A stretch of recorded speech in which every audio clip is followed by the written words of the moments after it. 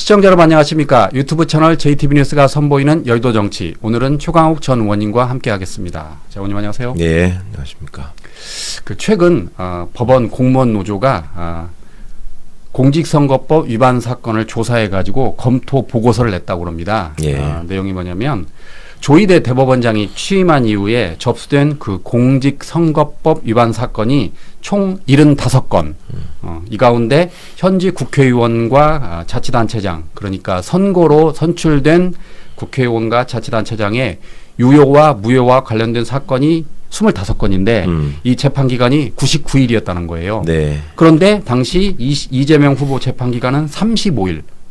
3분의 1밖에 안 됐다. 그러니까 엄청나게 빨랐다. 그렇죠. 결국 조희대 대법원이 사법부의 정치화를 초래했고 그리고 사법부의 신뢰를 추락시켰다. 이런 보고서인데. 사실상 뭐 우리가 다 알고 있었던 내용이죠? 거지만 통계로 또 확인되고 입증되니까 예. 더 어이가 없고 요즘 보면 사법부는 저 재판 소원 막는데 여념이 없는 것 같아요. 어떻게든 예. 사법개혁을 저지해야 된다라는 것도 있지만 이제 본인들 입장에서는 가장 간절한 게 재판 소원 막는 걸 거예요. 대법관 늘어나면 우리 자리 늘어나니까 뭐 한쪽으로 웃고 있는 사람들도 있고 그다음에 뭐 다른 저 법원행정처 개편안이나 이런 것들도 뭐 내일 아니다 생각하지만 재판 소원이 받아들여지게 되면 우리는 이제 헌법재판소 미치다 이런 인식이 될까봐 아주 노심초사 한다고 합니다. 근데 지금 이 사람들이 진정하게 반성하고 국민의 어떤 신뢰를 다시 얻으려면 그런 것보다도 이 내란 진행 상황에서 보인 본인들의 행태에 대해서 먼저 고백을 하고 좀 반성하는 게 우선이 돼야 되잖아요. 예. 근데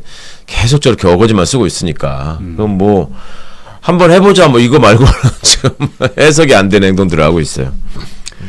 법원 공무원 노조가 그래서 대안으로 내세운 게 잘 아시는 것처럼 대법관 증원입니다. 예. 그래서 대법관을 우리가 알고 있는 서울대 법대 출신의 남성 이런 특정층을 하지 말고 사회적 다양성을 갖추도록 이념과 성별, 출신, 경력 등 다양한 배경을 갖춘 사람을 대법관에 임명시켜야 된다라고 했는데 현실적으로 가능합니까 이게? 현실적으로 가능하게 만들어야죠. 예. 어떻게든. 기존의 대법관이라고 하면은 소위 서우남이라고 그랬거든. 서우남. 서울법대 출신 50대 남성. 네. 그렇게 되는 걸로 지금 현재 대법관 구성을 보면 같은 학번 친구들이 4명인가 한꺼번에 있던가 그래요. 예. 법대 88학번인가에 지금 4명인가 제가 다 함께 거기 있는 걸로 알고 있는데 이렇게 되면은 그냥 소위 말하는 동종교배 현상으로 뭐 어떤 점에 대해서도 성찰하지 못하는 일들이 지금 눈앞에서 지금 보여지고 있기 때문에 사실은 법원을 바꿔내는 거에 가장 중요한 핵심은 주권자가 얼만큼 이걸 감시하고 참여할 수 있느냐에 있습니다. 그러려면은 그 국민참여재판이나 이런 것도 훨씬 확대되고 해야 되지만은 무엇보다도 최종심을 담당하는 대법관들의 구성이 이 지금 전문화되고 다양화되어 있는 이 사회를 제대로 반영할 수 있는 사람들로 지금 채워져야 된다. 그렇지 않고 머릿속에 뭐 이상한 특권의식하고 엘리트의식만 가득 찬 자들이 모여가지고 마치 자기들이 구름 위에서 세상을 내려다보는 것처럼 지금 행동하고 있기 때문에 반드시 바꿔내야죠. 예. 뭐 잘 아시겠지만 국민들의 생각과 크게 달랐던 사법부가 지금 한두 개가 아니지 않습니까? 그렇죠. 네. 먼저 그 윤석열을 석방시켰던 주기현 판사가 있고 그리고 조금 전에 말씀드린 이재명 후보의 유죄 판결 파기 환송이 있고 예. 그다음에 무엇보다 최근에는 박영재 대법관을 2인자인 법원 행정처장으로 그렇죠. 임명된 사례가 있잖아요. 그거에 대해서 지금 말이 많죠, 의원님. 그렇죠. 그거는 명백하게 이건 조희대 대법원장의 의사에 따른 뭔가 이렇게 전쟁 선언이라고 봐요. 예. 그 박영재라는 사람은 제가 21대 의원으로 있을 때 법원행정처의 기획조정실장을 거쳐서 법원행정처 차장이 됐거든요. 기획조정실장하고 차장은 매일매일 대법원장한테 보고하고 지시를 받는 자리입니다. 그 대법원장의 신복이라고 할 수 있고 그런 신복 역할을 잘 해낸 대가로 대법관을 시켜주는 거거든요. 대법관 되자마자 벌어진 일이 그 전원합의체 판결의 주심으로서 그 온갖 말하자면 연락책 총무 역할을 한 거고 그것도 모자라서 이제 그로 인해서 이렇게 시끄러워지고 사법불신이 가중됐는데 법원행정처 차장은 사실상 대법원 내 사법부 내 2인자입니다. 예. 그거를 경력도 가장 짧은 대법관 중에 하나인 사람을 시켰다라고 하는 거는 조희대 대법원장이 그만큼 절실했던 거고 자기 방어나 이런 것들이 거기다가 이제 신복을 내세우지 않으면 막아낼 수 없다는 불안감도 있었을 거고 그런저런 점들이 복합돼서 굉장히 부적절한 인사인데 참 좀 화가 나죠. 예. 이렇게 하는 대법원장의 모습을 보고 있으면. 예. 최근에 그 많은 국민들이 실망했던 것 가운데 하나가 대부분 무죄입니다. 예. 예, 우리가 생각했던 것과 달리 그렇죠. 공소기각도 많고. 예. 김건희 씨는 2개가 무죄됐죠. 주가 조작하고 명태균 무상 여론조사가 예, 예. 무죄 선고를 받았고, 그다음에 명태균 씨 역시 세비 반띵에 대해서 무죄 선고를 받았고요. 그러니까. 그다음에 또 최근에는 김상민 전 검사가 1억 4천만 원짜리 그림 준 이우환 것도, 화백의 그림을 김건희 씨 오빠에게 전달했는데 네. 이건 역시 무죄를 선고받았습니다. 네. 자, 그런데 김상민 전 검사가 왜 김건희 씨 오빠한테 이 선물을 줬을까요? 그건 아니, 당연히 그러니까요. 의도가 있는 거잖아요. 그러니까 그냥 뭐 7살만 돼도 알 수 있는 인과관계를 그거는 뭐 그렇게 볼 수도 있고 저렇게 볼 수도 있기 때문에 딱 떨어지는 증거가 없다는 이런 예, 식으로 하면서 증거가 없다는 지금 이유로. 무죄를 하고 있는 건데, 아니 적어도 그 그림권에 대해서는 얼마나 많은 거짓말이 있었습니까? 김상민이가 애초에 그런 그림 준 적 없다고 했다가 그림 나오니까는 뭐 지가 저기 사서 전달한 게 아니라 누가 사서 구해달라고 해가지고 뭐 그 구입하는 데 도움을 주고 참여했을 뿐이다라고 했다가 저 자금 출처 또 밝혀지니까는 또 뭐라고 거짓말하고 계속 그런 식이었고, 김진우도 이제 조사 받으면서 막 도망다니고 하는 것들을 온 국민이 다 봤는데, 예. 아니 그렇게 억울하고 죄가 없는 사람들이 왜 그러고 다녔냔 말이에요. 그러면 그동안에. 그러니까 김진우 씨 입장에서는 후회할 거예요. 내가 왜 도망갔을까? 얼굴 쳐다보고 다니고. 어차피 이거 무죄일 텐데. 그러니까 당사자들도 설마 무죄가 나올 거라고 생각을 했겠어요? 맞아요. 피고인들도 예상하지 못한 판결을 한다니까 지금. 예. 그런데 이제 이렇게 무죄가 잇따르니까. 그런데 지금 계속 지금 반복되고 있지 않습니까? 예. 지난번에는 참 그 곽상도 전 아들, 의원 네, 아들 네. 50억 그거를 또 와, 이걸 어떻게 봐야 됩니까? 그 더군다나 곽상도 전 의원에서는 공소 기각을 하고 아들에게 준 50억은 또 무죄로 나오고. 우리 사회는 여전히 왕정을 꿈꾸는 자들에 의해서 권한이 행사되고 있는 부분이 있다.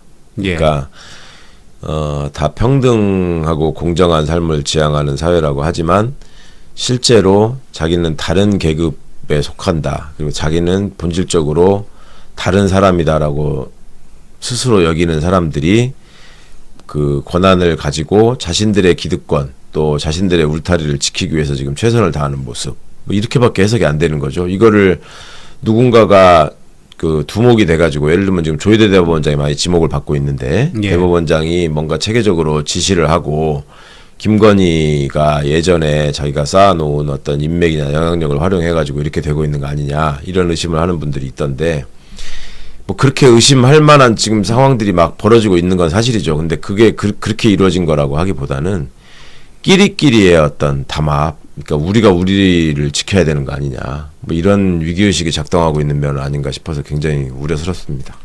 제가 최근에 그 판사들을 보면서 느꼈던 게 참 똑똑하다.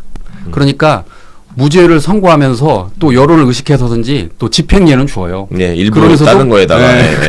그러니까 큰 메인 죄는 큰 죄는 네. 무죄를 주고 사소한 걸로는 징역을 주되 또 거기다가 또 집행유예를 붙입니다. 그렇죠. 그래서 결국 풀어주잖아요. 예, 예. 아, 이거 머리가 보통머리. 예전부터 써오던 그 재래의 수법이고, 예. 그 권력자나 재벌들을 상대로 많이 해왔던 방식이죠. 그 술수를 이 시대에 지금 내란을 극복하고 나라를 한 단계 더 도약시키려고 하는 이재명 정부의 시대에 그런 짓을 똑같이 반복하면서 한편으로는 본인들 밥그릇 빼앗기지 않기 위해서 발버둥 치고 있는 이 모습. 그러니까 지금까지 보면은 뭐 법원을 때려부셔도 막 그렇게 격분하는 게 아니고, 예. 뭐 계엄군이 법원에 들어가서 장악하겠다고 해도 뭐 대법원장이 아무런 반응이 없고, 근데 자기네 권한 뭐 축소하겠다고 하거나 뭔가 여기다가 메스를 들이대서 이제 바꿔보겠다고 하면은 때로 지금 난리를 치잖아요. 예. 그 이자들의 관심이 어디에 있나 이런 것들을 좀 너무나 보여주고 있는데, 그리고 법정 생중계 과정이나 이런 것들을 통해서 야, 쟤네들이 그동안에 판사 임내하고 우리한테 그렇게 생사여탈권을 가진 사람으로 군림하고 있었단 말이야 라는 거를 많이 느끼셨을 거예요.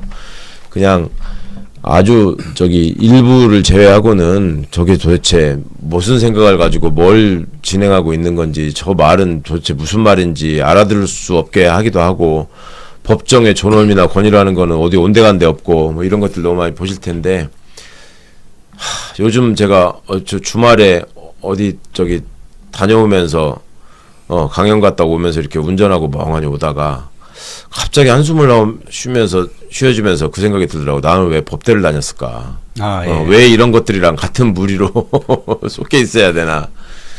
그런 생각이 좀 들었습니다.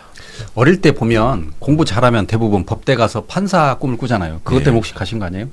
아니 뭐 그런 뭐 고정 논리잖아 그게 옛날에 예. 대부분 그랬잖아요. 예. 사람이 뭐 가진 거 없는 집에서 소위 가세를 일으키고 잘 먹고 잘 살 수 있는 길로 고시를 생각하고 그 전제로 이제 서울법대를 얘기하고 막 이런 게 있었죠. 저도 예. 분명히 그 틀 안에서 영향을 받은 게 맞고, 근데 그 틀 안에서 그 뭐랄까 그 잘못된 사회적 구조 안에서 출세지향적으로 성장한 사람들이 보이고 있는 이 민낯, 그다음에 그 수준, 이게 지금 너무 참혹한 거죠.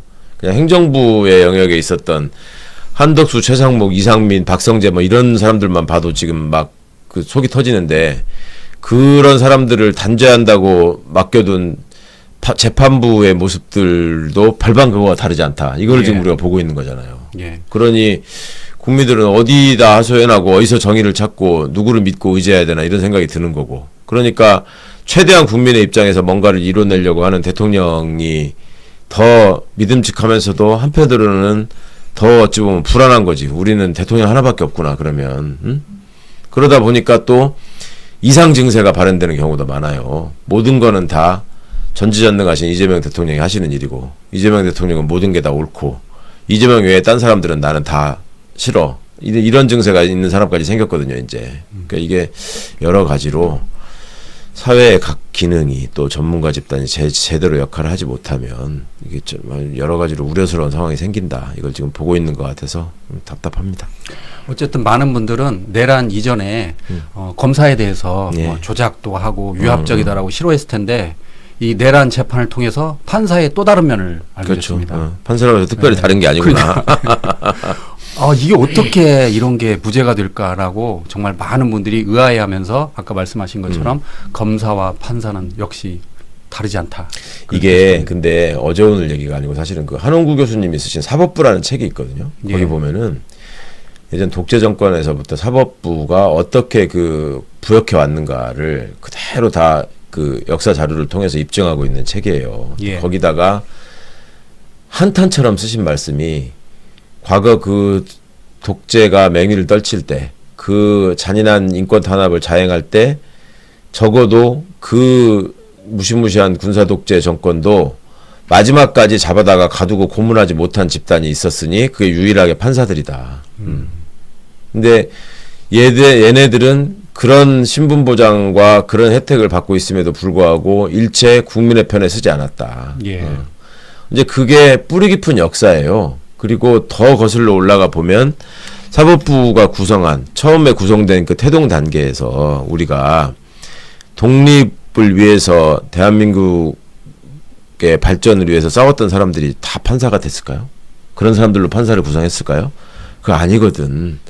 일본 그 판사 밑에서 저기 서기 노릇 하던 사람들, 응? 그 다음에 일제 부역하면서 출세해 보려고 그 일본 고시에 붙은 사람들, 이런 사람들이 대한민국의 법원의 시작이거든요. 예. 그러니 어떤 좋은 정신이 거기 그 들어 있어서 어떻게 전승이 됐겠습니까? 그리고 그런 어떤 역사적인 과오에 대한 처절한 반성 같은 것도 없었고, 청산 작업도 없었고, 우리가 여러 가지로 뭐 친일 군대가, 친일 장교 출신들이 군대를 장악해서 뭐 개판이 됐다, 뭐 친일 경찰이 어쨌다, 뭐 이런 얘기들을 많이 하지만 실제로 그거를 그런 어떤 비판의 영역에서조차도 잊혀진 존재들이 있어요.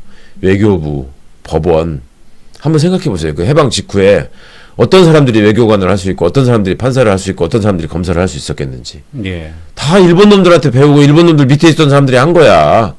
그리고 그 일본 놈의 시선으로 저기 조선 사람들, 한국 사람들을 탄압하던 그 마인드를 가지고 그 자리에 가서 있었던 거예요. 그러니까 그 짓을 독재 정권에서도 똑같이 하는 거예요. 그리고 그 바탕에는 우리가 저기 국민학교 입학할 때부터, 초등학교 입학할 때부터 그 부모들이, 친척들이 외우는 주문이 있지. 학교 들어가면 선생님 말씀 잘 듣고 공부 잘해라. 그렇게 하면 그게 인생의 가장 중요한 아주 모토인 것처럼 뭐 늘 들으면서 우리가 살아왔잖아요. 예. 그러면 거기서 그냥 시험 성적만 좋으면 그 담임 선생을 대신하는 권력을 부여받습니다. 그 같은 반 학생들을 때리기도 하고, 예. 근데 이름 적어가지고 불이익을 주기도 하고, 그죠? 그랬죠. 뭐 네. 대신 숙제 검사도 하고 그러니까 그런 권한을 부여받는 게 그냥 시험 성적이 좋으면 그게 가능했던 거예요. 그럼 나중에 시험 봐가지고 판사 검사 돼가지고 똑같이 그때 했던 그 일을 똑같이 하는 거예요. 사회에 나와가지고 그런 거에 대한 아무런 죄책감이 없지. 그러니까 당연히 예. 예, 누가 나를 감히 야 내가 학교 다닐 때 우등생이었고 너네들은 다 열등생이었어. 나는 모범생이었고 너네는 다 문제아였어.